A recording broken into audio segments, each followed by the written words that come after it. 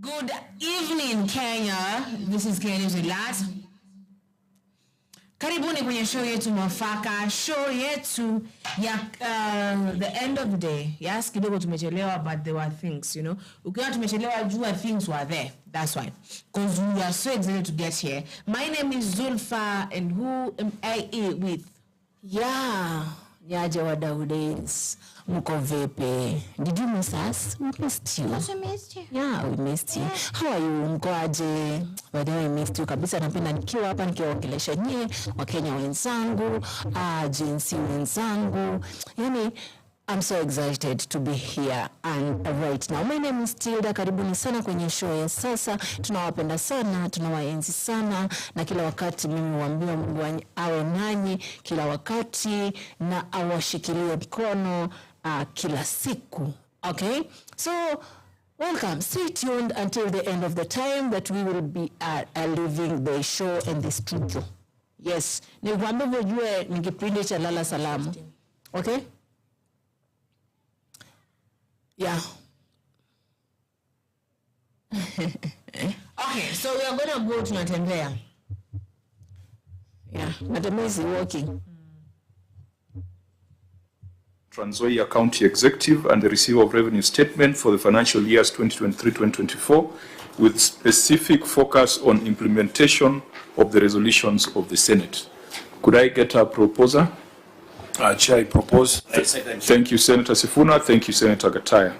We'll quickly do a round of introduction of members of Senate present. We'll start from Senior Counsel. Yes, my name is Okongo Mogeni, Senator of Nyamira and a member of this committee.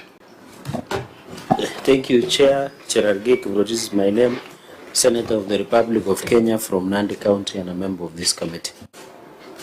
Chair, Governor, good afternoon. My name is Edwin Sifuna, Senator Nairobi, member of this committee. In the morning, Chair, we had cousins. I want to confirm that these are now my brothers. From the village, welcome to Nairobi. Thank you, Chair. My name is Mwata Gataya, Narakaniti, member of this committee. Yeah, good afternoon all. My name is Jones Maruma. I'm the Senator representing Taita Taveta, Vice Chair to this committee.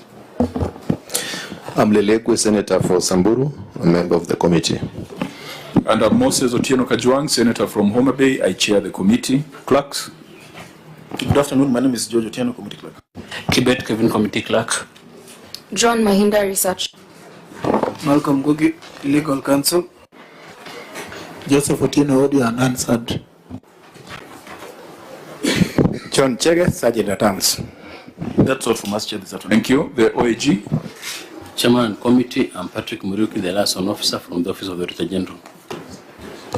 Chair, I'm Bernard Maina, Deputy Director of Audit, Kitare Regional Office. Thank you. Chairman. OAG, you're welcome. We go to the National Treasury. Edith Kanata from the National Treasury. Karibu, EACC. Patricia Chebet, Liaison from the Ethics and Anti-Corruption Commission. Karibu, Control of Budget. Thank you, Chair. Gilbert Gachanja from Control of Budget Office. You're welcome. Clerk, did we invite the County Assembly of Trans Nzoia? Yes, Chair, we did, but they're not present this afternoon. We have no word from them. Okay, we shall proceed with the Executive. Governor, Trans Nzoia County, please go on record. Honorable Chair, honorable members, my name is George Natembeya, the Governor for Trans Nzoia. The team that you came with, they could introduce themselves, your name and what you do in the county. Yeah, can proceed from here. Honorable Chair and members, I'm Wanjala Pepela. I'm the CEC Finance and Economic Planning. Honorable Chair and honorable members, my name is Tofosa Mary, County Secretary. My name is Walioli Waboba, the County Attorney. Honorable Chair, members, my name is Peter Awamoto, Chair, County Public Service Board. Chair, my name is Philip Captain, Chief Officer in the Department of Public Service Management and Governance. Honorable Chair and Honorable Senators, my name is Patrick Gasheru, CC in charge of trade and industrialization. Thank you. Honorable Chair, my name is Emmanuel Omalwa, Personal Assistant. Honorable Chair and members, my name is Dr. Sialo Felix, Director of Communication. Honorable Chair, members, my name is Collins Wana, Chief Protocol Officer. Honorable Chair, my name is Joseph Wasike, CEO ROTS. Honorable Chair, my name is Jane Rose Mutama, the CC Education and Vocational Training. Honorable Chair and members, my name is Chanel Ketoni, CEC in charge of roads, public works, energy and infrastructure, as well as gender, sports, youth, culture and tourism.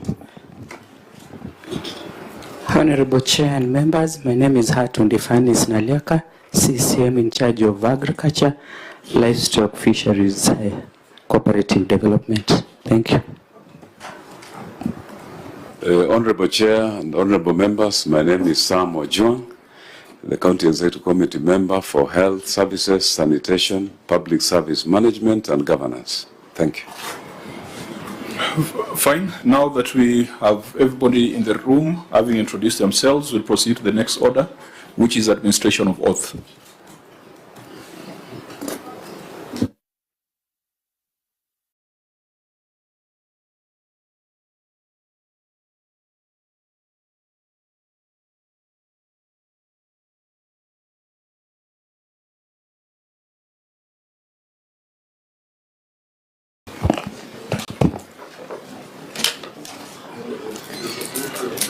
I, George Natembeya, do solemnly swear that the evidence that I shall give before this committee in respect of the matters before the committee shall be the truth, the whole truth, and nothing but the truth.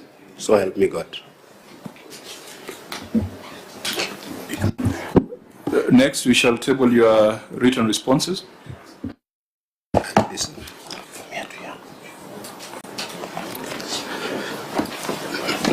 Tabling of documents by the County Executive. Mr. Chairman, sir, I hereby table the following documents before this committee. Management responses and accompanying annexes for the report of the County Public Accounts Committee on the report of the Auditor General on audited financial statements for the County Executive of the County Government of Trans Nzoia for the financial year 2023-2024. Okay, Auditor General, the expectation is that whatever has been tabled ought to have been circulated to you in good time for you to be able to analyze and guide the committee. Could you let us know your state of readiness? Thank you, Chair. Yes, I can confirm that we have received the responses for the Trans Nzoia County Executive. Today, the hard copies we have received today, and the soft copies we received yesterday in the evening. Thank you, Chair. Well, come again. You received today and? I have received the hard copies today, but I received the soft copies yesterday in the evening. Clerk of the Senate, what were our instructions to Trans Nzoia? Mr. Chairman, the entity who was supposed to submit the documents on or before 10th of June 2025. Was that yesterday? No. So on the part, so the OAG says they received some documents today and yesterday. What about on the part of the Senate? We received the soft copies on the 11th, that's Wednesday, 11th June, and the hard copies today. And are the hard copies the same as the soft copy in terms of content? No, they have amended the one submitted today. Governor, what do you have to say to that? Mr. Chairman, I want to confirm that we submitted the documents as guided 7 days before appearance, which was on 10th. Maybe they were received on 11th. But of course, thereafter, if we get information that we think is relevant, I think we are allowed to remove the document. I don't think there is very major variance between what was initially submitted and what we submitted yesterday. Governor, Parliament is a house of record, and this exercise is an exercise of evidence. We sit here as a quasi-court with the powers of the High Court with necessary amendments. And you would know, perhaps, that even if you took the laws of evidence, even if you didn't take them very strictly, but you cannot bring evidence before this committee on the day of a meeting. There is a reason why we require you to send the records to the Auditor General and to the Senate well in advance. The Auditor General does an analysis and advises this committee. The Clerk of the Senate sends the reports to the Parliamentary Budget Office, who are able to analyze and advise the committee. If that is not done in time, then this committee ends up being the auditors. We are not auditors. We are overseers.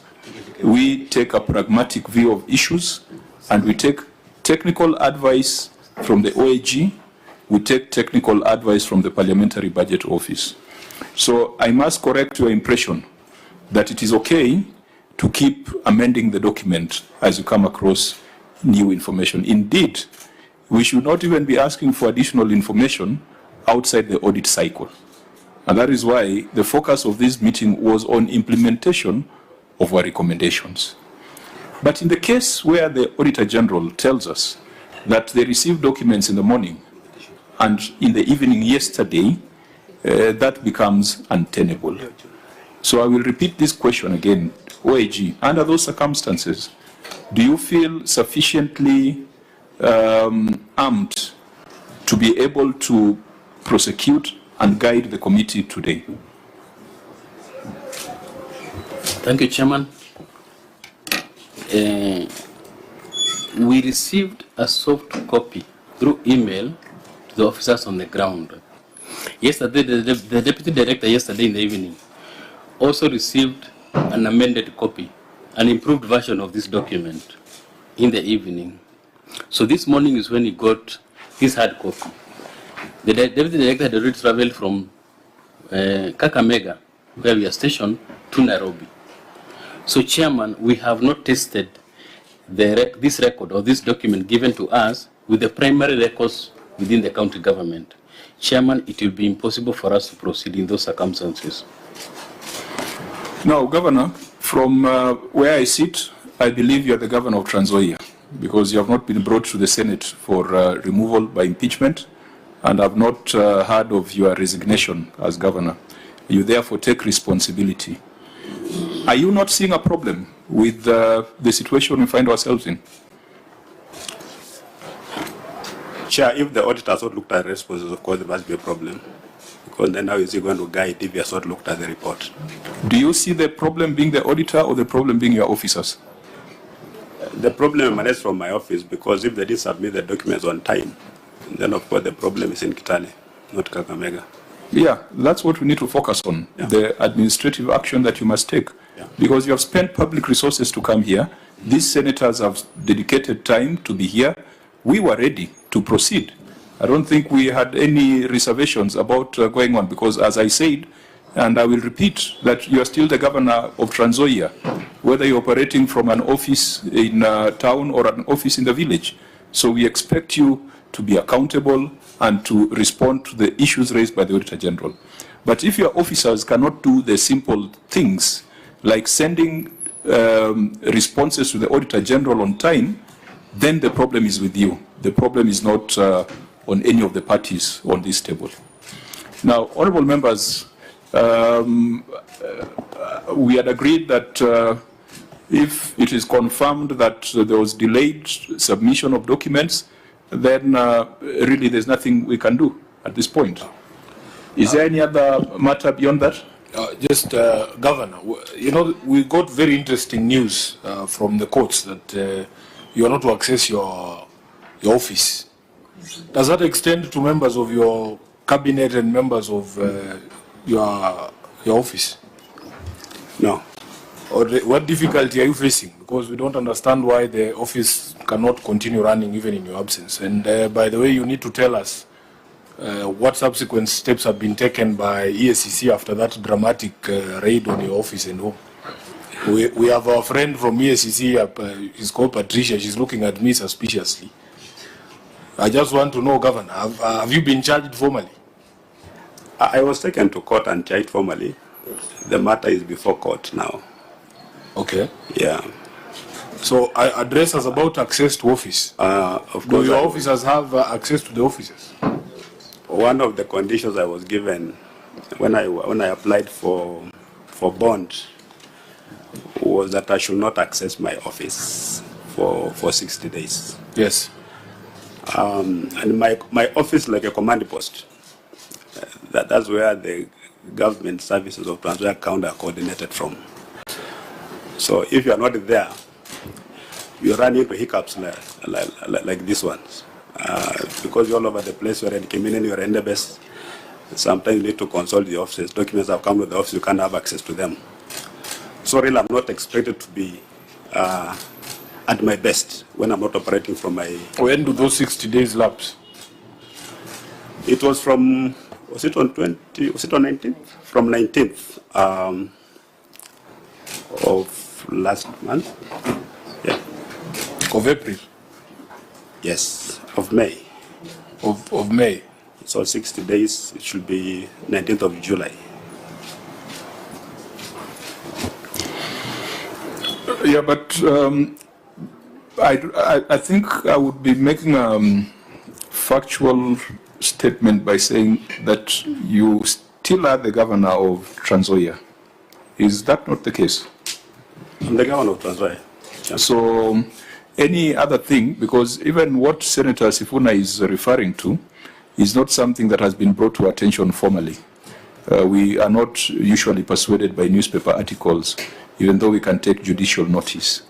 Therefore, whether you're operating in an office in Kitale or operating from your liaison office in Nairobi, you are still the CEO, you are still the captain of the team, and we would expect that your team would respond and would provide documentation and play their respective roles, irrespective of where you are sitting. Chairman, if you are a captain of a football team, however good you are, and then they tie your hands behind your back, and the fans and the coach and the manager still expect you to score the 3 goals that you always score, is that a reasonable expectation? Do you keep records in the governor's office? We do. All correspondences land to the governor's office. The governor's office means the county secretary, myself, and we give guidance. Do you keep financial records in the governor's office? No.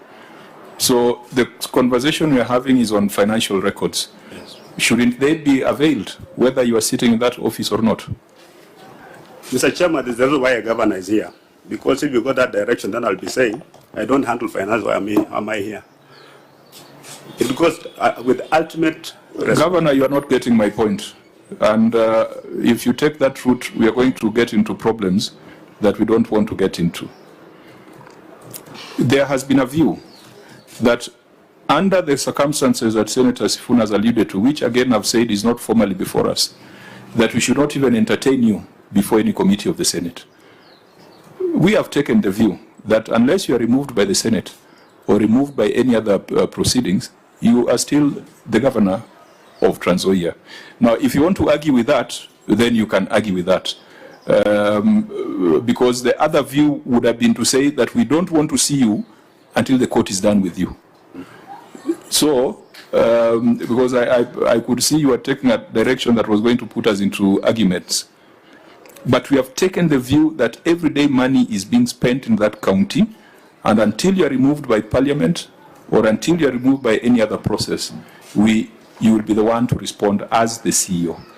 What I'm trying to emphasize, which perhaps you're not seeing, is that in whatever state you are in, you still have the power to whip your team and to demand performance out of them. The failure to bring these documents on time cannot be tied to your being not in office, because the rest of the officers are in office. So I'm just trying to tell you, go back and whip people into line. This is a waste of public resources for us to come to Nairobi and to abort a meeting simply because your officers did not do what they expected to do. I hope tunasikizana up to that point. Mr. Chairman, I already admitted to the act of omission or commission. I already admitted to it. And I never gave any excuses whatsoever. The issue of a court case was not raised by myself. I just admitted that we've not brought the documents on time, and therefore the auditor general has not have sufficient time to look at the documents. I've not given any excuses. I'm just admitted that we did not provide the documents in due time. Senator Cherargei? Yeah, Chair, I think Governor is on oath, and he has confirmed that he cannot access his office because of the court's direction. One, Governor, you should provide a copy of the court order. Number two, the information some of us have is that you have been operating from sub-county offices, which I want to presume are the offices where you discharge your duties. Even on a number of occasions, we have seen you in a company of a priest blessing a number of those offices in Cherangany and other parts. So when you say you don't access your office, is it only Kitale office, which is the headquarters of Trans Nzoia, or any other office, including your liaison office in Nairobi? Because it doesn't in any way hamper your provision of documentation. Information as a committee. What's your point of order, Senator Betai? Do we require that kind of information as a committee? Is that matter before us? You know, Chair, for me, I'm a bit sympathetic because I've been thrown out of my office before. Very famously, you remember, the Speaker kicked me out of Parliament for 3 days. And they even threw out my staff. I didn't know that when in the Senate, when you're thrown out, even your staff are thrown out. And they locked the office. Honorable, yes. So that's the reason why I was asking that question. Maybe the tradition is different. But you can see the sort of encumbrance it places on someone. But Chair, you didn't get my question. But Chair, you made a ruling. My question is simple. The governor has said, who is on oath, that he cannot access his office. But the question you ask him, which office? Is it Kitale office or any other? Because the information we have is operating from other sub-county offices. So where is, that is just, I wanted that clarification. Okay. Senator Omogen? Yes, Chair. You know, I'm just wondering. I want to understand where EACC is coming from. You have told Governor Natembeya not to step into his office. He is telling us this afternoon he's able to meet his CEC, prepare reports, and appear before this committee, Chair. You know, we are the defenders of devolution. I would want us to take this matter further. I will request, Chair, with your permission, I'd like to see the orders that were issued by the court tabled, because I believe Judge Natembeya is on oath. Let's see the orders that were issued by the court and how they were worded. Correct. And let's see the charge sheet also. We see the gravity of the charges that he was facing. And Chair, I'm speaking as a lawyer who has acted for number two in command in the other arm of government. When the DCJ was charged in court with a corruption case, and even my friend here, Cherargei, I acted for Cherargei, I acted for Mwilu. What were the charges? And I'm saying this on a very serious note. None of those very senior Kenyans were barred from their offices. So we also need to interrogate this matter further, because we live in a country where one could easily abuse court process for ulterior motives. So let's seize this moment to just look at these orders that were issued by the court and how they were worded. And if possible, let's also hear from the governor whether those orders are impeding him from discharging the functions of his office. Because you have said very clearly that to the people of Kenya, to the people of Trans Nzoia, the person they know as their governor remains George Natembeya. So could you request that that order be tabled before us, together with charge sheet, for purposes of interrogating, whether that's one way of interfering with the devolution. Remember, we had our president and deputy president charged before ICC, but they continued being president and deputy president of the Republic of Kenya. I'm going to give directions. I remember, gentlemen, it's already 4 o'clock. We had our internal agreement.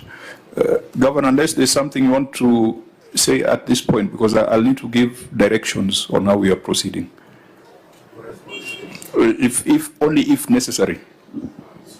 I just want to confirm with this committee that I'm bearing my legal burdens with grace, because I know where they're coming from.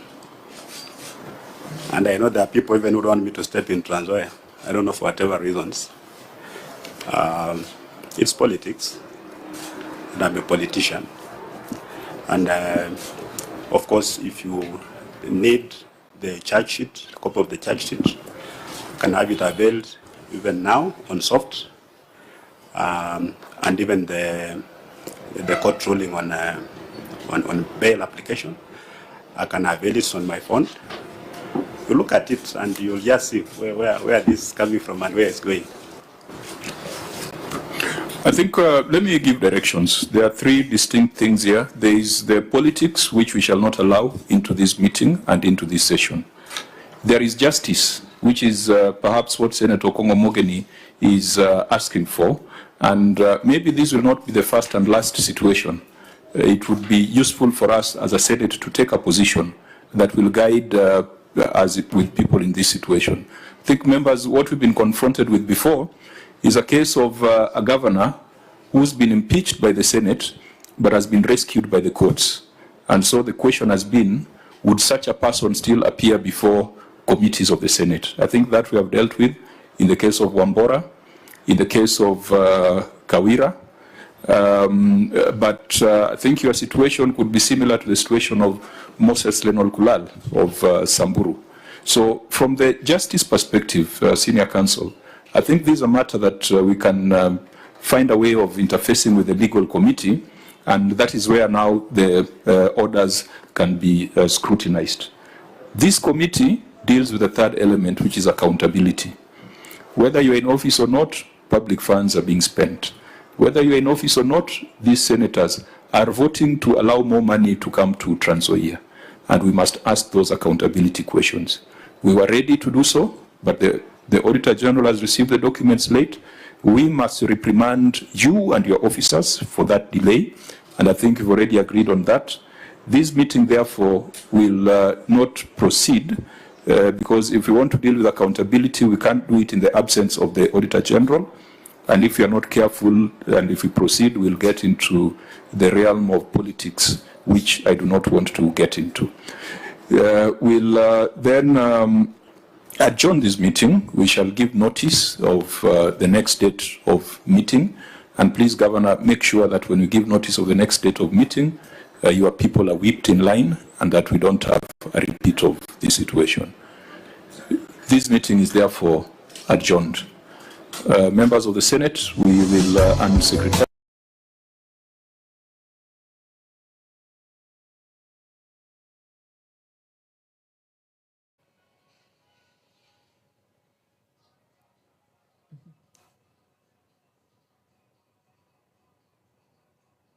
Yes, ushaweka? Okay. So guys, si hata kuna maswali mengine ya watu wakiulizwa huko ndani, hatuelewi ni nini wanaulizwa. Sisi tunataka tupate majibu ya vifo. Mwenye hizi vifo, mbona hao watu wanamuana? Mbona hao watu? Tunataka tusikie majibu zikikuja. Ni mambo mengine ya kesi hawa sijui, they don't want me to step in Trans Nzoia, sijui they don't want me to do what this. What we need right now is what is happening in this country, actually. We want to know. Why are you bringing other people to come and talk things that even atuelewi? Tunataka tuelewe hii yenye imefanyika, hii yenye tunapigania.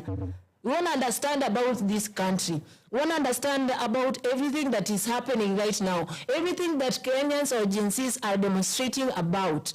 We don't want to understand sijui wewe utakikani kukua mali fulani, sijui wewe you don't supposed to be wherever, sijui wewe ufai kufanya. That is just nonsense and bullshit that you are doing. Okay? We want to know mbona Albert aliwawa, mbona askari waliamua kufanya hivyo. We want to know mbona wanashoot watu randomly kwa streets hivyo. Okay? Some mkituletea mambo zingine, we want explanation for these deaths that are happening. We don't want explanation kwa hizi maneno yenye ya kura. Juu saa hii hatutaki hata maneno ya kura. Tutaki maneno ya kura ekeni tu kando kwanza. Maneno sijui mambo mengine sijui nini. We want to know is billions that are being tengwad everywhere. The sijui billions yani hizo vitu zote zenye zinafanyika huko. We want to know. We don't want to know sijui wewe unataka kiti ya usenate ama unataka kiti ya nini. We don't want that. We don't want sijui watu wanakupenda wapi, watu wakupendi wapi, sijui nani anakutaka nani hakutaki. Hiyo yote ni yako na nonsense that you are doing right there. We want to know where is the money that is being tengwad and who are this being tengad this money and why are these people, why have you decided to just continue killing young people, young Gen Zs? This young man was shot. Okay? Mimi niwaambia naongelea kifo mpaka ni wabo na sita wabo. Nitawabo nikiona Kenya it has stood to where it's supposed to be. Yeah. Aje tunaongea mnaona hawa watu wamechizi. Ni afadhali ni chizi juu ya country yangu than ni chizi juu ya mtu. Okay? It's better I sleep kama sijabishi, lakini we fight for my country to be safe. So that the coming generation to be in a good place, in a good country, in a country in a country that will care. The country that will have police who will care about the people.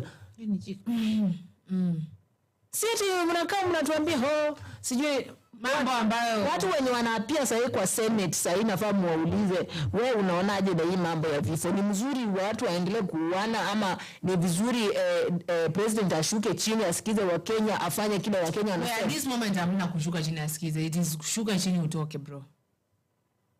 This person does not even listen. He doesn't. Mtu anatuambia sijui anaitwa wale wa kumwambia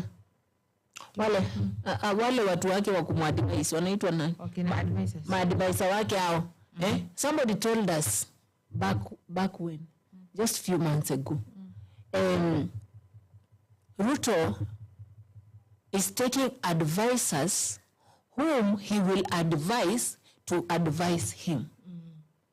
Yani mimi unataka nikuwa advisor wako lakini unataka kuniadvise venye nitakuadvise. Yani unatupitia tu kwa vichwa hivi. While you pass, while you go, while you move, enjoying, walking, umekunja ngumi unatembea vizuri ukiingia State House na kikombe ya chai na tukaratasi. Tuwenye hata hatujui tukaratasi tunakuanga tani. Kwa sababu watu naenda kuua ama? Because you know, sometimes I always sit, I just look aside. Alafu naangalia juu. Alafu nauliza God, mtu ako na shida yote? Ako tu na shida yote? Unajua sometimes watu tunasema afadhali hata mwenye alikuwa afadhali kidogo. Sio ati afadhali ile ati afadhali ile kidogo. There's a time alisimama kusoma finance bill. Hii kusomwa. Na ikifanywa anything. Kwa nini? Si Kenyans refused. Yes. This is na akasema tu ni sawa. Lakini cha ajabu tuliamka asubuhi mafuta ya gari maana hiyo kitu peke yake iliongeza. Hakuna kitu. Yani lakini sasa hata haikuongeza na pesa nyingi. Lakini wakamwambia wewe ongeza tu mafuta ya gari lakini hizi vitu sisi hatutaki. Hiyo mambo hatutaki. Wewe kama unaenda home bro wewe enda tu. Sawa? Acha na finance bill yetu. So haya. Hao watu wanasema hawana do. Hao watu wanasema wametenga billions kwa vitu fulani kadha wa kadha. Haya. Hao watu kuna I don't know. I think I screenshotted it. It was from Facebook. So iko tu hapa ndani. Ukiona millions zimewekewa every county. Kuna county iko na 12 million, kuna ingine iko na 10 million, kuna ingine iko na 8 million, kuna ingine iko na even over 15 million. Okay, hiyo ni 404 billion zimetengwa kwa counties. Mnasema hamna, ndio hiyo ndio mmetoa wapi? Mmetoa wapi? Zimekea hizi na zenyewe counties zimepewa kweli? Ama ni ile kuongea tu naongea yangu watu kawaida? Because actually you have to think, guys. Mtu hawezi kuwa anakuja kusimama mbele yenu kila siku. And I really hate these people. I really hate you Kenyans. Let me say I really hate you. Why? It's because when this person comes before you, tuendelee tusiendelee. Tuendelee. Tuwashinda asubuhi na mapema tusiwaje. Tuwashinde. Yani you're there just shouting. And I always say don't shout because you've seen someone else shouting. Unaambiwa hapo naenda kukuchinja kesho asubuhi unasema tu hey. You just shout, you just say anything that you think you can say, but you don't know even what this person is saying. That's why I always tell you, think first before you answer, because this man always talk things in vocabularies. You can't understand, you can't even take them and match them with your minds. And then when it comes to happen, ndio nakumbuka, hey bro, hiyo siku msee alikuwa anasema nini? Si vitu mia, like right now when watu wanaulizana, si msee alisema gas itakuwa 300, si msee alisema education itakuwa poa. Sio msee alisema afya itakuwa poa. But what are we seeing right now? We are seeing different things. Vice versa, vitu zimeenda vice versa. Vitu hazifanyiki venye zilisemwa. Okay? But if you sit down and you start asking this man, you said this and this will happen. What happened hazijafanyika like right now? People should be accountable for their words, for their actions. Everything you say as a public figure, as a leader, leader and public servant, you should be able to account for it. Yeah, to account for it. So mambo kujilokeza huku barazani naongea tu maneno ya and then when you ask to account for it, you behave like si kusema gas ni 300, nilisema mtungi ndo 300. Who do you think we are? Ile ngozi fulani. Alafu unauliza mtu anakuambia wewe siku utakuwa president, wewe fanya hizo vitu. Utakuja kufanya hizo vitu nasema.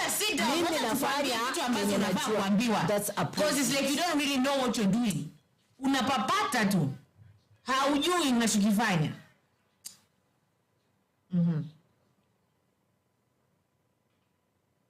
So you are doing your mission was to come kill the agencies because we are there, we are the ones who are fighting for the country. So you see our that's why you just come and say I'm willing to pay. So you want to pay back the lives. Akiwalai mimi ukipay back the lives, I see these people, they are breathing again, they are walking, they are still demonstrating. Ruto. Hata ifai uendelee hapo, tukaa huko kando, uone venye vitu zitamove when you are not there. Because things are supposed to move right now. But right now in this country, things are stuck. Things are not moving. But you pretend like vitu zinasonga, vitu zinaenda, ati unaendelea kufanya kazi. Kazi ipi unafanya? Kuwa watu. You are not listening to the Kenyans. You don't want even to hear. You don't want even to see what Kenya is passing through. You just want to come before us and want us to listen to you saying, lying before us every day and every time. This person, I want to say, and please, mentally I don't think they're okay. So, because I don't see how you can see your own people, the people you vowed to protect, the people you vowed to listen to, being shot in the streets, being killed, being tortured, living lives that you say pesa mfukoni. Kuna ngoma ya Bien nasemaga, you say that if we fall you would carry us, that if we go down the economy we should look at you. You said that you make sure mboga ako vizuri. You said that you will make sure mtu wa boda boda atakuwa sawa, pesa itakuwa mfukoni, affordable housing. You said wacha nitoe NHIF nilete SHA, sababu SHA, I believe SHA is the best way. You said you're going to change the education system. You said you're going to do the infrastructure ikuwe sawa. You said you're an hustler like us, so you get where we coming from. But right now, you're dancing. When we say Ruto must go, you're shaking it. You're shaking it to the max. When we say Ruto must go, you're like, I'm happy. Ooh. I'm happy. You know, you don't care, really. You don't give a fuck. Even one fuck. Why not Kasongo? Yeah? I know in Kasongo, yeah. You just dance now. You say you're willing to pay the price. Catch. Mimi nitaanza kuchizi. Mimi sawa, Natembeya is doing whatever Natembeya is doing. Sifuna and the senators are doing whatever they are doing. Sawa. But really, priorities. Priorities is #justice for Albert. #justice for Boniface Karaoke. #justice for Eric Shienyi. #justice for everybody. That is what Senate should be dealing with right now. Eliud Langat, hata sasa ngamba Eliud Langat yameanza kuisha. Sile sasa ile kitu inaitwanga distraction, wanakuja wanawa blackmail hapo, wanaleta kitu like right now mko hapo busy, mko kwa maneno ya anaitwaje? Sijui justice for Albert, sasa mko kwa huyu Karaoke, wakuja walete wengine. Yani they want to just distract you with one on one, and then mkuje msahau mambo ya election. My friend, you know to say wow election tusahau. Bro, kumbuka tujasahau ule mwenye umeweka pale kwa IBC ni nani? We still have it. Sasa umeingia WhatsApp kwa Facebook nini unatuambia tu vitu zingine hapo zenye hata tuelewi ni nini. Wewe fika tu, bro, fika tu. Sawa? Lakini we gonna use that app the way we want because we are the one who are paying for it. You are not paying for us. Yeah. It's all magic zenye wameka sijui red, blue, gray, whatever. Hizo ni zenyu. Give us all the explanations. Give us. If Safaricom you think even you are so much clever, we are coming to be clever than you. Tutatempa na hizo nini zenyu zote. Cause we know if vitu sinapitanga tu kwa hii wewe. Hii tu wewe tu, na kupigia simu from here to wherever you are. Na inafika we talk, tunazungumza. We can even gather somewhere and speak about this government, shit things about the government. Mkingojea WhatsApp. Na kuna kitu inaingia hapo. You are taking us back to the moment, to the times when we used to send smoke. Na kama unataka to send smoke, we're going to send smoke. But I usually don't get the thing of smoke. Na niuzenge kama watu wawili walikuwa wanafaa kupatana date. Sawa? Na mmoja ko like it is you know how they used to use smoke as a signal. Alafu bro anakuambia ukiona smoke ni mimi tupatane. Sawa? Na unapata hiyo day pia kuna wengine walikuwa wamesema hivyo. Chali yake alikuwa amemwambia dem hivyo. Wapatane smoke ikiwa. And then dem hiyo dem kumbe alikuwa anaangalia kwa kuona smoke inside. Sawa? Na dem mwingine anaona, anakam ama cha dem mwingine anakam ona meet. I just have a very convoluted mind. How did it go? It was really hard for dating, yeah? Yeah. Maybe ile ya kubebwa tu na ndoo ama ndoo ya maji ama ndoo ya unga. Umeenda mtoni, madha anangojea maji. Kumbe ulishaolewa na maji na ndoo. Unapeka maji kwenye nyumba yako mpya. Ama ulienda Kisiagi. Sini watu wazee wamekumonitor wewe, jamaa wamekumonitor vizuri. Unga umeenda ngoja tu naenda unasiaga. Kwa kichwa kwa ile so basically your mother always knew unachukuliwa leo. Hata yeye ajuagi. Anangoja unga. Lakini sasa wewe ulishabebwa na unga umeenda. Life imeanza. They just come to know. Watakuja tu wenyewe aseme msanako uko ku Mbuzi iliyopotea. Iko kule. I loved when my great grandmother used to tell me these stories. But for her, anasema yeye kwenda hivyo. Yeye alikuja second wife. Akachukuliwa kiheshima. Alibebwa na nini ya unga akapeleka kwake. The next day wakamrudisha kwa wazazi wapange maneno, wale wakarudi. Sasa ndio wakamkujia sasa. Nataka mdada wetu. That was good. That was really fun. Unabebwa na you just come and unga ufikishi kwenye watu wanalala njaa. Mtu anibebe tu. You want to be carried? Wewe ni ngao utang'aniwa. Mmoja anataka aende na mguu mmoja. You go in pieces. Everyone takes a piece, yeah? So things are happening and we don't want to go back.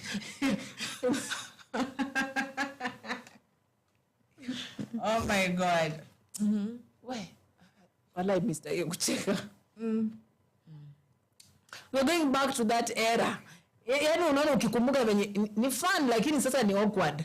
Yaani hata sasa eti eleweki, mara unabebwa, unapelekwa na unga ya kwenyu, watu wanalala njaa juu yako.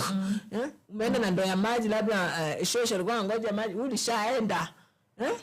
Mabuda wamekupinua juu kwa juu. Lakini wa normal unapewanga tu lift na maji and you go. And now these people wants to take us back to that. Sisi lazima tusumbuane huku nje kwanza. Lazima tuende east, tuende west, north, south, ndio tukutane sasa katikati. Ndio sasa tuongee maneno sasa tuanze kupanga. Kenya sasa is just going na anaenda tu okay, you met. Let's go. Sasa hivi hakuna kitu cha come stay. Come stay nini?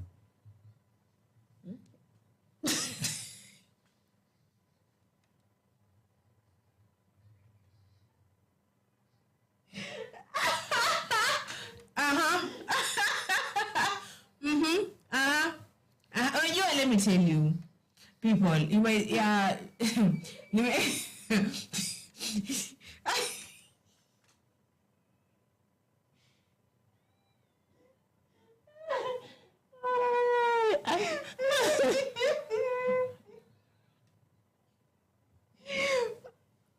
oh my God. It is supposed to be on political, but sometimes the bidi kwanza kidogo we talk about life. We talk about life. Amesema hamna wakamuste. When did you realize that?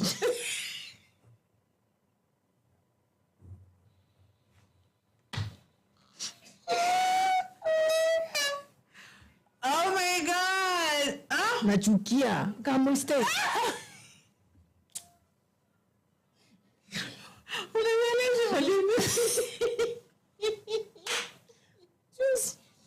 Juicy, I'm going to go.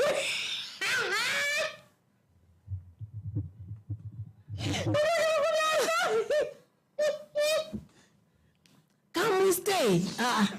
Girls, my fellow girls. You want to go bring a hit?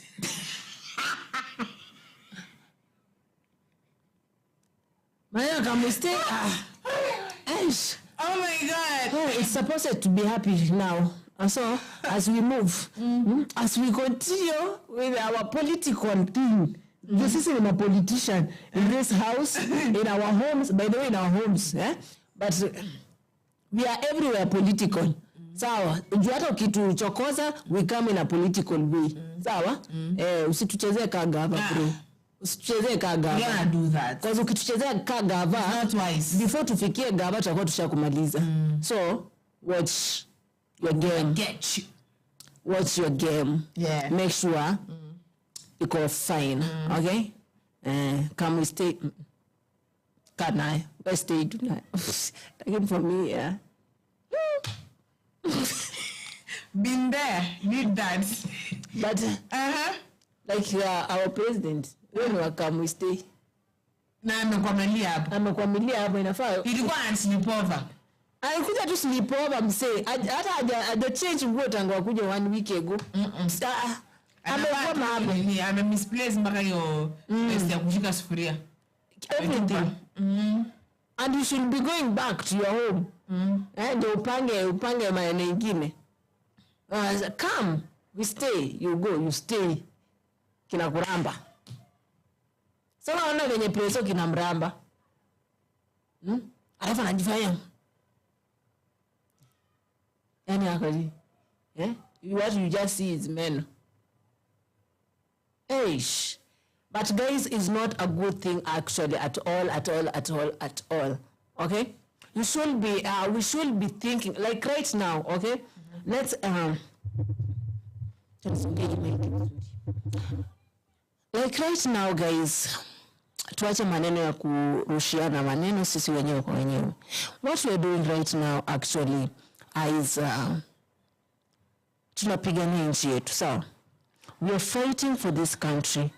Mimi mambo yenye wewe umenikosea, wewe umenifanyia, wewe hiyo weka kando kwanza. Hiyo utadili nayo kama Kenya iko so much okay, so much peacefully. Yani iko fiti. You get? But put in your mind, let it stick in your mind. Like right now, we are fighting for our country. We need peace. We need justice. We need this government that is there to know that Gen Zs, we are no longer with them anymore. Okay? And we are no longer going to be bought. And we are no longer going to buy their lies. No. We are standing still and we're fighting for our country. It doesn't matter what we will pass through, what we will go through, what will get us, what will happen, it doesn't matter. But let it go down in the history that I fought for my country. I died because I was fighting for my country. I was fighting for my rights. Okay? We're humans. You get? We're Kenyans. We need our rights. And you need to respond to it immediately. Mnasema with immediate effect. You don't know what the immediate effect means, my dear friends. You have to do it. Tukikoa hivi inafaa boss maboss wanasema. Sawa? Because we are your bosses. Watu wapanga sinyi ndio walimu. Nakumbuka ule gavana kwa tunaangalia sijui eti yes adete nyumba zikabomolewa ama ndalibomoa nyumba. See how it was. They'll go confront your CS, your governor, because he is the father of that county. Ni Garissa. Ulikuwa ni wapi? Unaomba tuangalia. That is how Ruto should have confronted this issue. Wanafuatilisha kuhusu Natembeya wakati like you're seeing father. Wanachunguza tu watu wanasema ukweli, hao watu wanaongea ukweli, hao watu wanasema mambo ambayo ni ya kweli. Okay? Ndio wanataka kufuatafuta wakidunga, yani kuharibu, kuazimia ndoto zao. But why are you trying to switch off? Sorry, why are you trying to switch off our nyotas, our stars? Yeah? Why? Wakati yako uliwasha, ukaenda nayo, ukaomoka nayo, ukapita, ukafika mahali umefika. Sasa unaenda ubebe kiburi sasa. Unaona sasa wewe umefika mwanaume sasa. Umeweka kifua mbele. Now you are there. Now you are one. You are the one to say and to do. My friend, takupiga. Takuingia mangumi, bro. You don't know whom you are joking with actually outside here right now.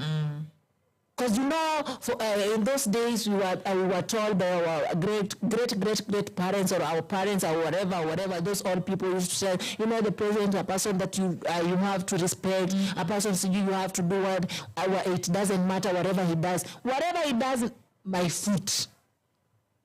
What you do? I do not have to respect anybody. I do not have to respect anybody. And respect is two-way. You respect me, I respect you back. I respect you. You do not, it goes the same. That is how it is. Yes. Tumesema that is a 1950 as to apply kwetu. Mtaka cha mvunguni? Sharti ya vile ni ata inama. Si anataka tuende venye anaenda. Si anataka tuende hiyo njia. Ata inama. Because anafikiria haizi chuchuma. Ainame.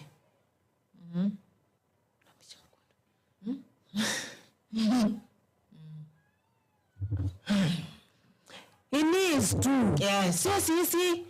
Sio sisi ni yeye atainama. Wacha tulete hapo, na huyo mzee wake akitendawili mwenye alichukua kaeka hapo. Sawa? Sisi it doesn't matter. Hata uongee shit aje, hata uongee maneno nyinakaje. Prezo tumekuambia we're done with you. It's done. It's over. Wacha kuforce relationship yenye shaisha. Would you force a relationship in Isha? I can't force. Even I have not that time to force. It doesn't matter even if I love you or I don't love you. I would have forced. I can't force. I will force. Why? Because my love is enough for both of us. Why do you force my mtu akutaki anakutreat kama trash? Trash ni aje? Hebu piga picha yenyewe mtu akutaki. Picha picha. Mtu akutaki. Na wewe unaenda hapo ana behave aje? Babe, mtu anamuita tu babe anakuangalia tu hivi. Maybe ako possessed nataka kumpeleka kwa Ezekiel.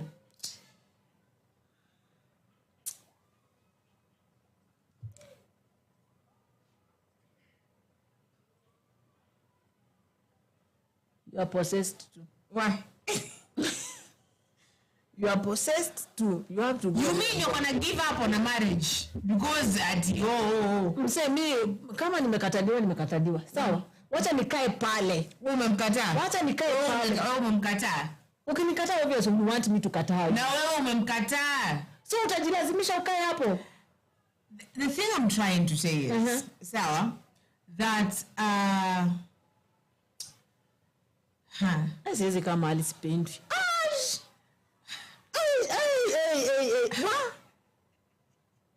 Siwezi. You should always see the good in people. Don't give up on someone. Wacha nioneange pale kando. Let me yes, it was good for me. He did this and that. That was so good. So where King Shane anasema revolution. Sini anasema hivyo. Anasema revolution. Karibu. Sawa? Revolution. I like the way you're doing revolution. You're revolutionizing. Revolutionizing Madindi. Karibu. Let me tell you, you've spoken so much. My dear, I'm sorry.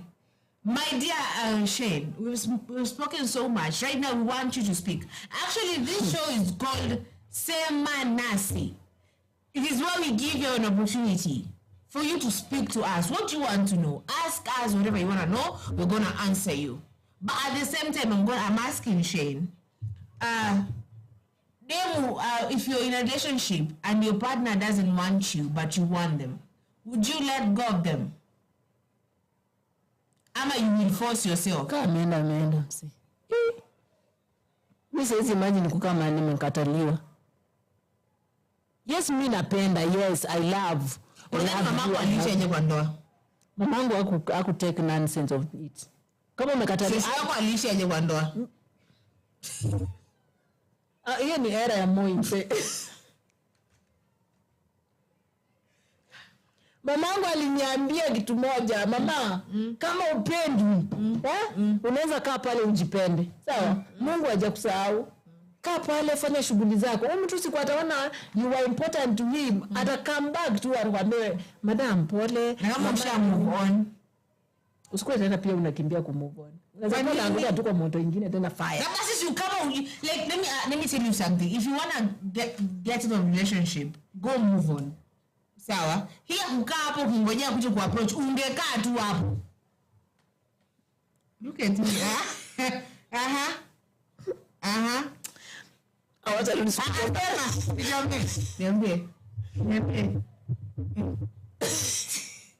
Niambie. Ati?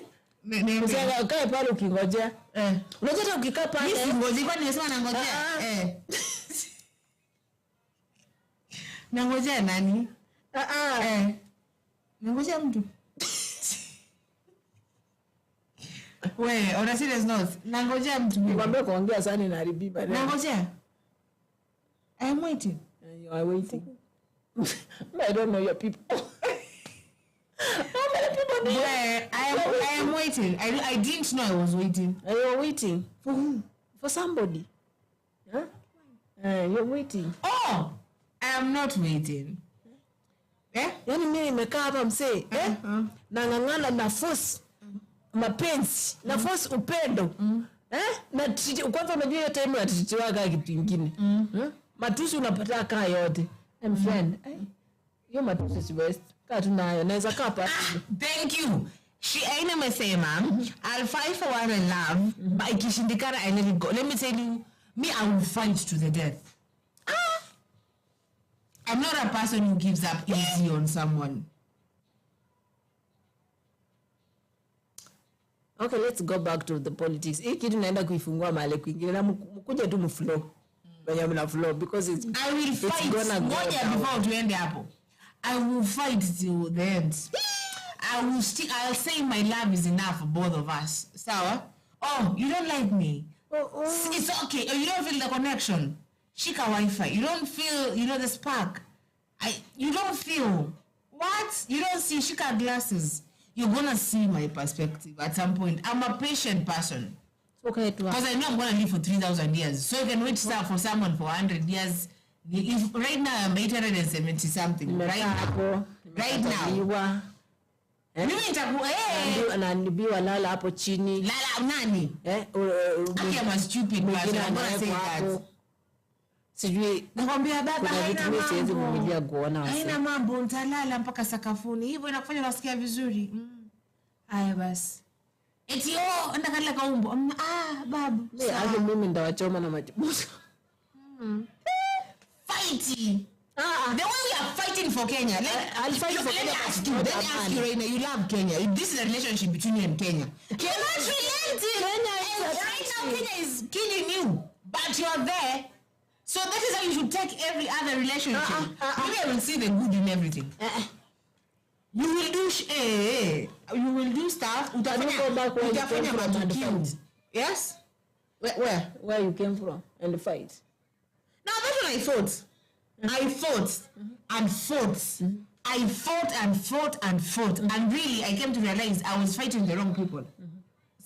So that one actually, I wasn't fighting the right person. I wasn't fighting for the person. I was fighting with the people. So that one actually, yata hiyo si nini. But for this one, I want to fight.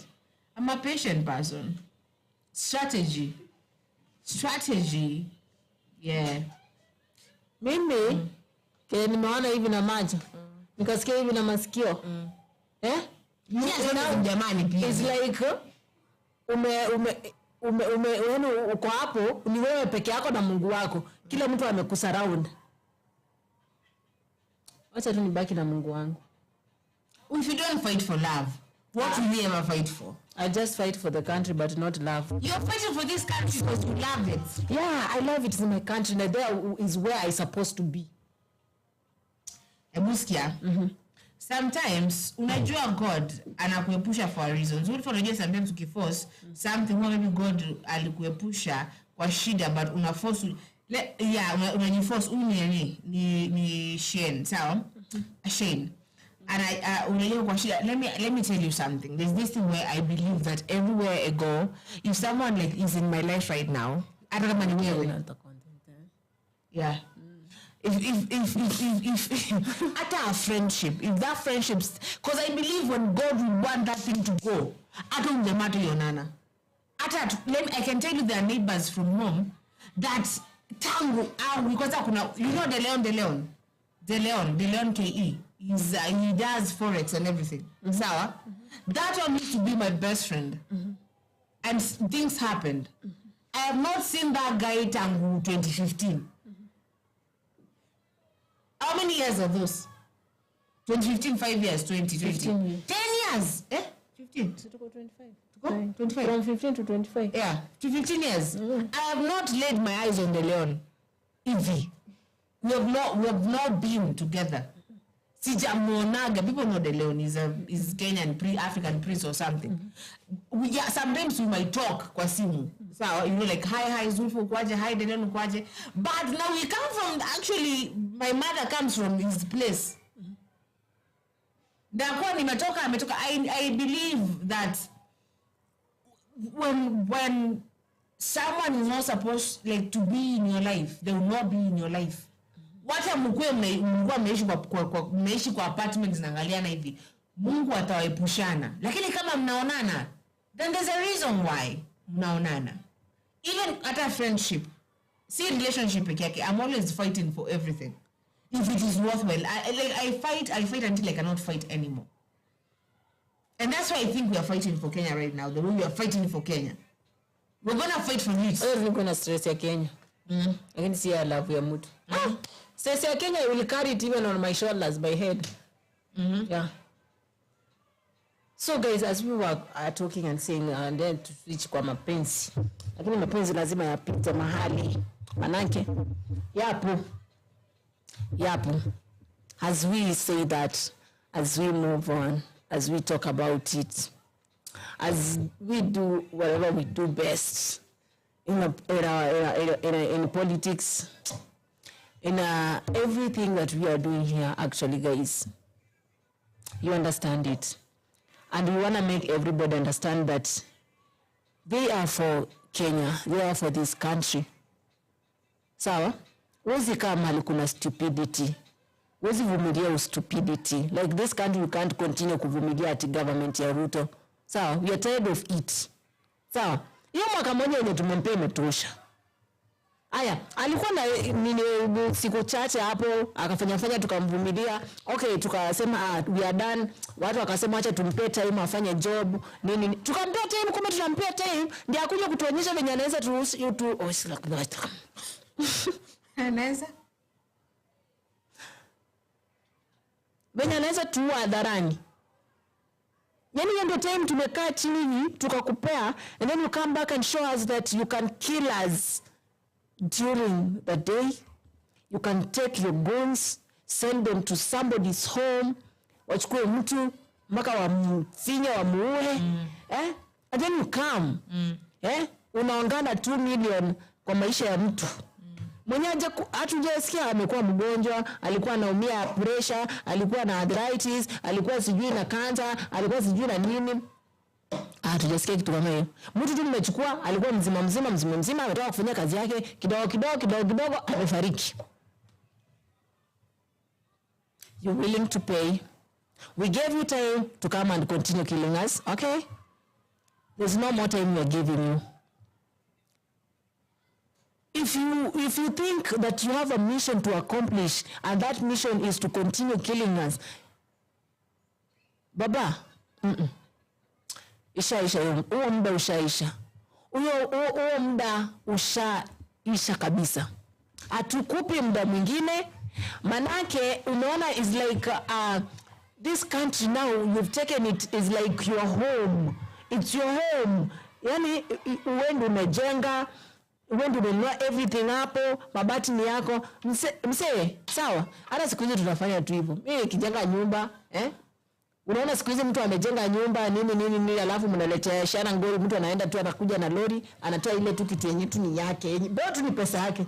Nana unabaki. So wewe naona tukingolea mabati. Tunaanza na mabati. Wewe tukingoa tu mabati, that's all. Hakuna venye utastay hapo. There's no way utakaa hapo. Lazima utatoka. Lakini tukisema tuanze na mlango, kuna venye utafix ulale hapo. Hatutaki hata upate mahali pa kujikunja. Bro, tunaanza na juu. Natoa mabati. Na tunatoa hiyo ceiling ya ndani, unabaki peupe. We are not going to continue suffering, continue dying. Watu wanakufa tu na mabullets.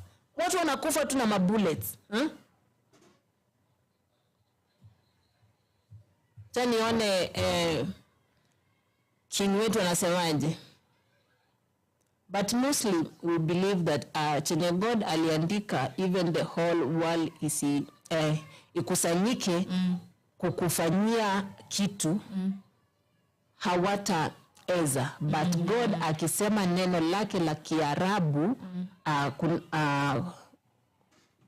kunfanya kundat kun fire kun. Mimi labda naelewa.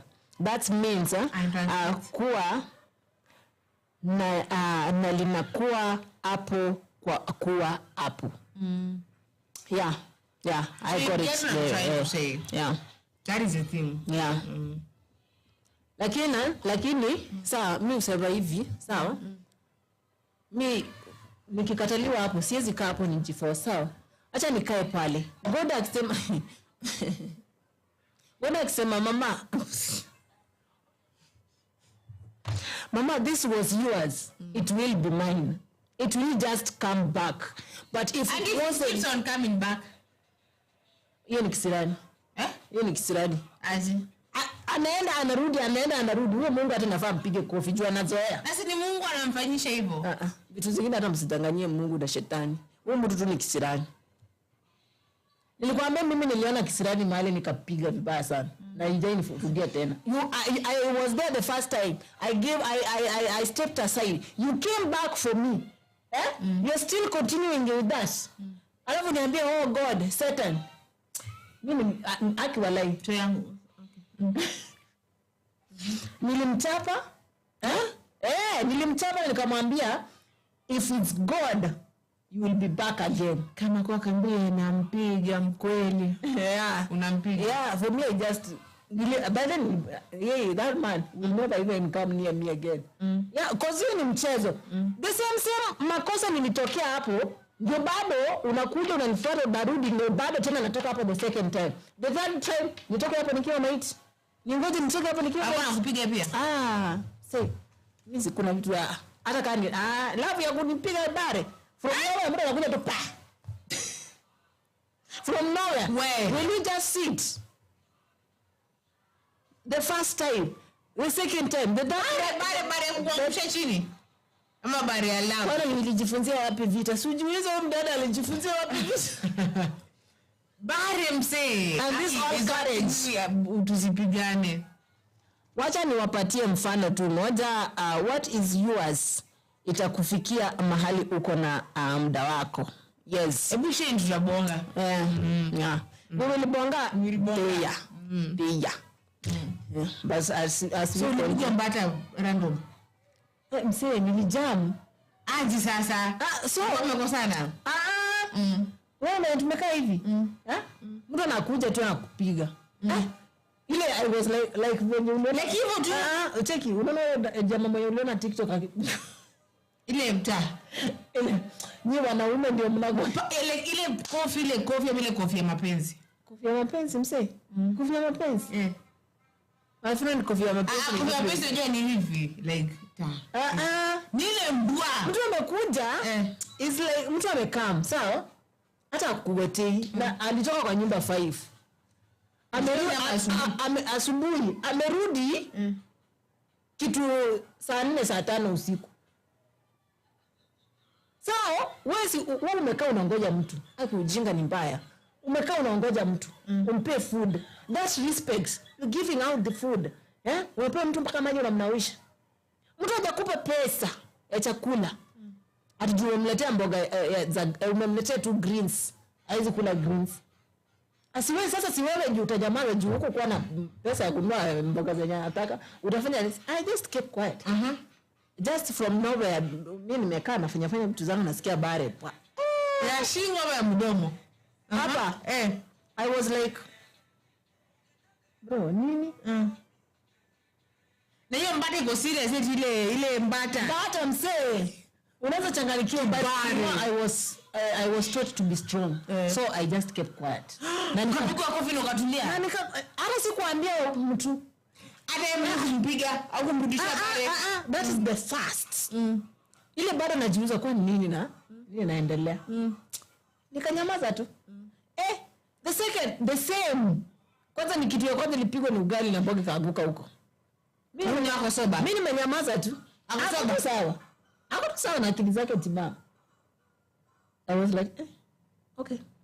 Mimi nikanyamaza, si ugali imetupa. Sasa mimi nidu. Mimi nikakaa tu nikaendelea nyamaza. Juu mimi nimemwekea food akule. Then tuendelee na shughuli zetu. Hey. Nakuta bare tena siku ya pili bare. Na hii bare sasa ni kilobytes. Sasa nikashanga msee ama kuna kitu anadish. I moved. Nilibeba vitu kabakangu nikaenda home. Usiku. I told God, sitaki. Mimi sitaki jela. Sitaki. Because what I saw when nilipiga hiyo bare kitu ya kwanza ilikuwa panga. And that's what I was just thinking to do. So instead of picking that panga, I picked my bag. Saa 6 usiku. Nilitembea from there to my home. Mguu. Nilitoka 12 kwa hiyo nyumba, nilifika 6 kwetu asubuhi. Kwanza hata sikubisha, nilikaa kwa mlango, wafunguange tu mlango anikute hapo. I was not crying, I was not doing anything. I just came, wakafungua mlango, wakaniuliza kwa nini. I mean, kaingia tu kawaida. Okay, again. Akakuja home. Mimi sijasema amenifanyia ni hata home sijaongea. Mimi nilikuja tena nikakaa. Juu akiniuliza najipea shughuli. I don't want to explain anything. I just went. You know when I look at you really good. Yeah, look at me. I tell you story so that you can know kuna mahali unaweza vumilia na mahali huwezi vumilia. Umbea. Yeah. So, akakuja. Ndio nakwambia naona hii sometimes hii kukuwa na upstairs inasaidia. Usipokuwa na upstairs na usipokuwa na mtu wa kukufunza hizi upstairs pia utauawa bure. So akakuja akaongea na wazazi wakamwambia sisi hajatuelezea kila kitu, yeye ndiye alikuja kujisema. Mimi sikuwa nimesema.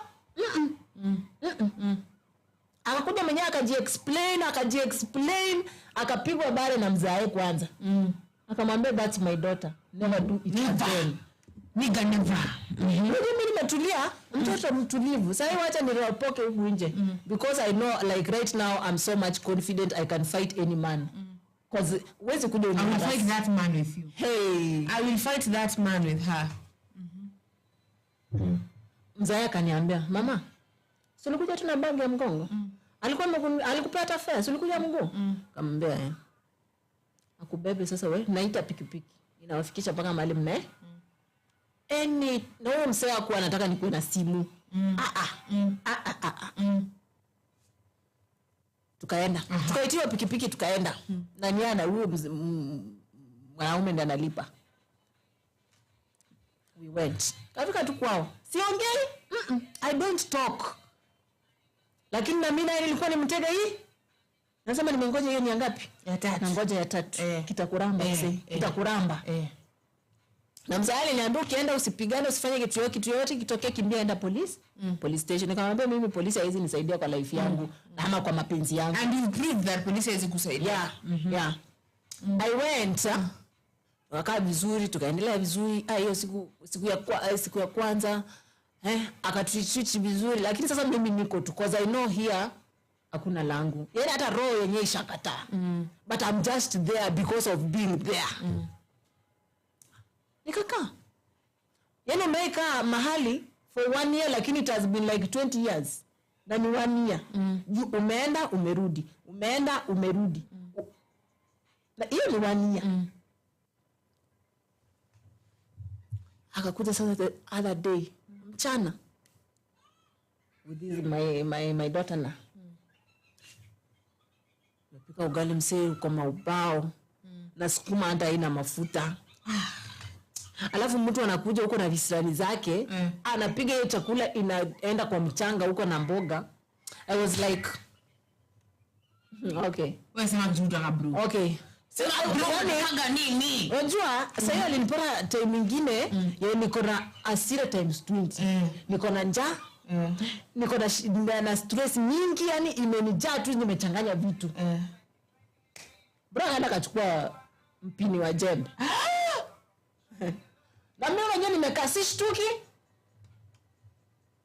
Nikakaa tu hapo nje hapo chini. Sasa alikuja akanilima. Kwa ankle ya mguu. Hiyo kiboko wala sikuisikia. Nilisikia after nimefika home. Nilisikia after nimefika wapi?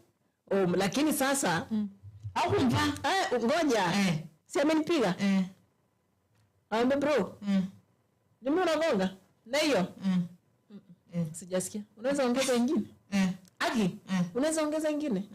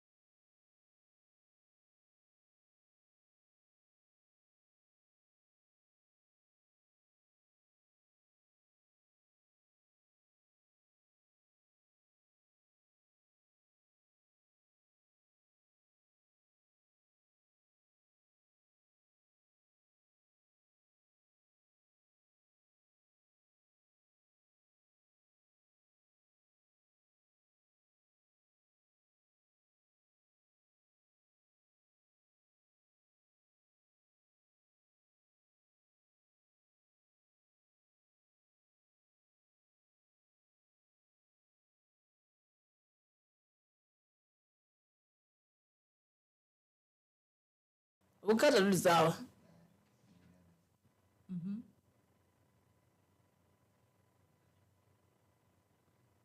Sound? Wacha ni confirm. Aya, as we continue. Read comments.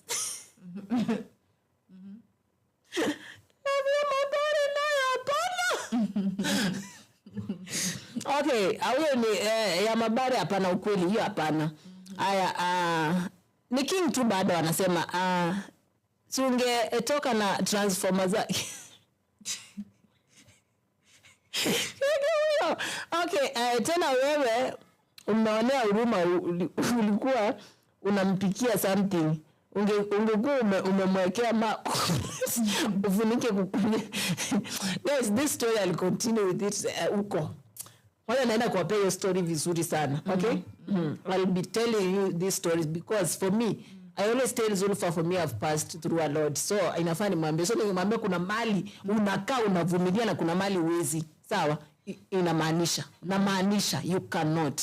Okay? Ndio huyu president wetu tunamwambia anamekaa vizuri msee, unasikiza umbea. Hiyo umbea na is life. You miss it good. So let's finish this, ndio? Because today yani is like nimeboeka na serikali. Sitaki maneno ya serikali. Nimeteta asubuhi mpaka sasa ndio wanateta. Like I want action. Yeah, because the government that is there right now, it thinks like, yani nataka ishine ikikupea mabare, unasikia? Hiyo love ya mabare ndio nataka ikupige mabare. Yes, mabare love mkubwa. You gonga na kisu. Just being killed. So, at night, mjipange. We are going to start this story over. Okay? But then we shall bring this story. Yeah, so mtakaa hapo niwaambie story. Wacha tumalize hii ya anaitwaje? A gangster in the house. Let's do this. Sawa? The government thinks that Kenyans are so much stupid to continue being there watching them kill young people. We are not going to wait for you to kill and continue killing the young people that you want them to vote for you. Actually, when they are not voting. We are not voting. We are not.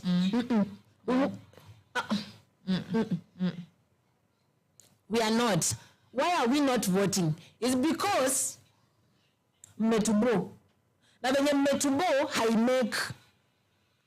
Hata ukisema sisi ndio walimu tunasaisha mtihani, wewe tutakupea tu 0. Hata ukiwa umepata 100 tunakupea tu 0.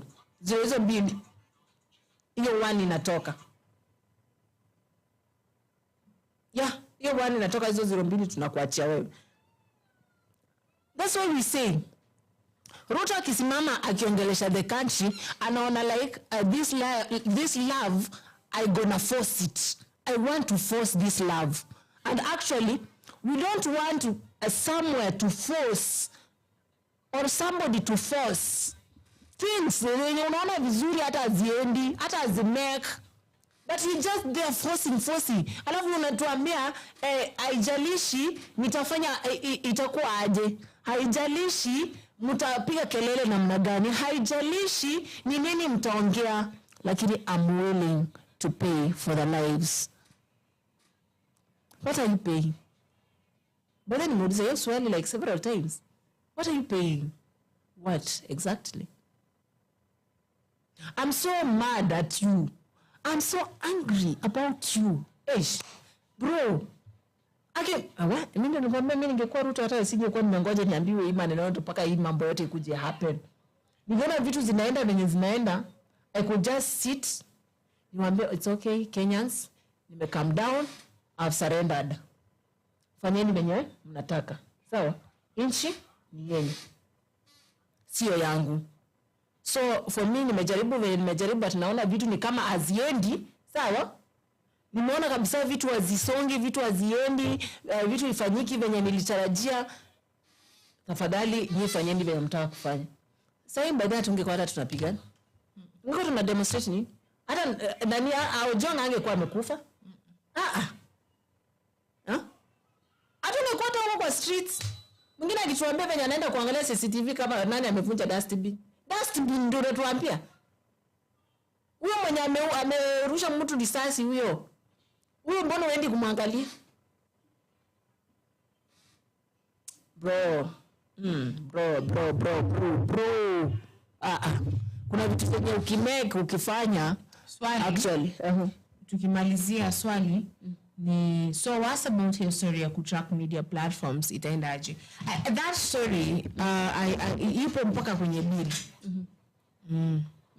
Ipo mpaka kwenye bill. They want to track your WhatsApp, track media houses. Actually, I remember back when I was talking to this lady, she used to work kwenye KBC, but I think she left from Ajo. So, and she said that yes, in fact, there's a red TV station, a very big one, wamenyimwa renew their license. I think they want to have a control kind of media. Yes, a lot I will say later.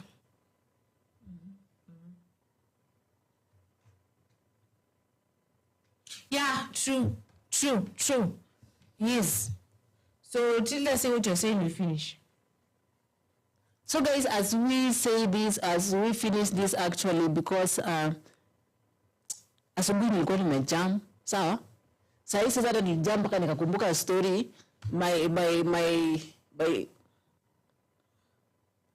story yangu ya huko nyuma. Nikakumbuka nikaona kweli Ruto with this person they could be together. They could be together. Cause ni manyangau. Ama tuseme ni manini. Hata si nyangau. Sijui ni nini. What we need to but okay. All it's all. So long as I did what I did and I'm here. Very strong. Live, kicking. Fresh, barida. Niko sawa. Na life inasonga. Wakiningoja waniona hapa chini. Ndio naambia hati ya mali ya juu ngoje chini, usimngoje chini. Panda juu mfuate huko juu. Enda mkule wote matunda juu. Hata ukimngoja hapa chini atakurushia ama ashuke Panda kule juu, mfuatane naye, mle wote matunda. Biba wewe if you tell me aliye juu mngoje chini, utaningoja sana. Utaningoja sana. Mtasubiri sana. Mtasubiri hamtainiona hapo chini. Nataka nikipanda napanda nikienda. Sio napanda nashuka. Napanda nashuka. Benye nimetoka hapa chini, sawa? It is like when I was born. Nikaanza hiyo process yote ndio nikuje, nikae, nitambae, nianze kutembea mguu pole pole, ndio nikuje nifike the way I am right now, sawa? Don't wait me kurudi nikuwe mtoto tena. Don't wait because nikwenda naenda. Okay, guys? So, asanteni sana kwa nasi siku ya leo, wakati huu sasa mali ambapo Mbeya ijakuwa sana ya government. Government baadaye kikubu. Nasikia tu uende ipige mateke. The whole government uifanyie menye you think. So, thank you kabisa. Mungu akawabariki sana. Awe nanyi kisha. May God be with you and protect you. And I know God loves you so much, okay? And we love you too. Mbeya iko mahali. Today usiku. Sawa? Kuna Mbeya mahali. So we will be there telling you Mbeya. Ikiendelea vizuri. Mbeya hapo. Sawa? Mahali pa Mbeya. Actually, tuko hapo tu. Hapo. I tell you my story. We tell you our story. Benye tumefika hapa mahali tuko na Zulfa. Hey, it's a story. Okay? Zulfa kuambia story yake. Everybody has a story, by the way. Mimi sijapigwa mabare man. But hata kama si lazima iwe story ya kupigwa. But you just have a story. Ya kudance kwa bari. Everybody has a story, okay? Lazima uwe na story. So actually tafanya hiyo. So jina langu ni Tilda. Yeah, jina langu ni Tilda. Tukutane hapa tena kesho ikiwa ni siku ya ngapi? Siku ya 4 ndio inaitwa Ni Alhamisi. Yeah. Alhamisi. Kesho itakuwa Alhamisi. Hii wiki nakimbia marathon msi. Birthday yangu. The week it's running. So thank you very much for being with us. We love you and appreciate having you kabisa. Asante zangu haziwezi isha, nikianza kusema asante, I'll say it until tomorrow. Inshallah. Yeah.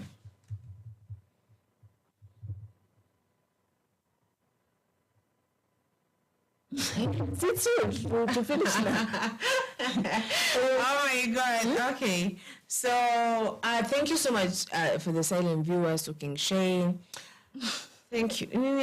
Thank you so much. Kama wezi bana mrushie mawe. Walai King. Umrushie mawe arudi chini ama. Sierra atashuka. Okay. Anakwambiaje? Kama huwezi panda unamrushia mawe. Anakwambiaje kwenye ya mwisho? Anambia kesho Thursday bana, usikasirike sana hadi unasahau. Ati ananiambia hivi, thank you, amesema thank you hapo. Oja tuanze mada, amesema vizuri. Is showing us how is a villain he is, okay? Na anatuambia pia kama uwezi panda mrushie mawe. Akasema thank you, na akasema pia kesho Thursday bana, usikasirike sana hadi unasahau. Ya kesho ni Thursday but ni Alhamisi kwenye Kiswahili. Bora umepata. Yeah, I got it right. Ninaona zaidi. Kipenzi. Haya, kwaherini basi, wacha the host afunge show yake. Thank you so much for joining us. Oh my God. Thank you so much. We do really appreciate you. I pray that we do not relent. Let us continue on fighting for our country. Let us continue doing what we do. Because if we don't do, then itabaki kwenye generation inayokuja kupigana so vizuri. I usually say, and again I'm gonna say, and I risk repeating myself, but if Dedan Kimante and all the people who fought didn't fight, then tungekuwa wapi sasa? So hatuwezi acha hii vita for someone. This is our fight. My name is Zulfa. Thank you so much. Patani hapa kesho. Inshallah.